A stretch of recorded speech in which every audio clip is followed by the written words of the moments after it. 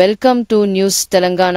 ముందుగా హెడ్లైన్స్. తెలంగాణ రాష్ట్రంలో మొట్టమొదటిసారిగా ప్రతి పాఠశాల నుండి ఒక చైల్డ్ ప్రొటెక్షన్ ఆఫీసర్ను నియమించడం జరిగింది.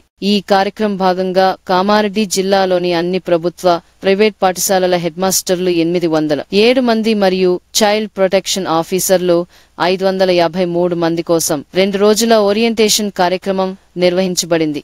ఈ కార్యక్రమంలో మొత్తం 2013 మంది పాల్గొన్నారు. ఈ అవగాహన కార్యక్రమంలో నియమించబడిన చైల్డ్ ప్రొటెక్షన్ ఆఫీసర్లు పాఠశాలలలో పిల్లలపై లైంగిక దాడులను ప్రారంభ దశలోనే గుర్తించి తగిన చర్యలు తీసుకోవాలని సూచించారు.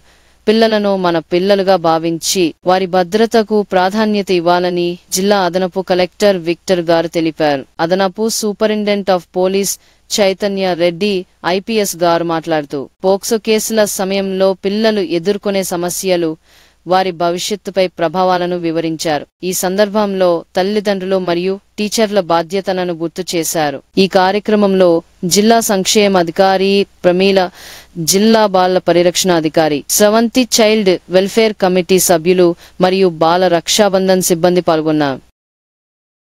ఈ చర్యలు ఇటీవల కామారెడ్డి జిల్లాలో జరిగిన బాలికలపై లైంగిక దాడుల నేపథ్యంలో పిల్లల భద్రతను మెరుగుపరచడానికి తీసుకున్న ముఖ్యమైన అడుగులుగా భావించబడుతున్నాయి.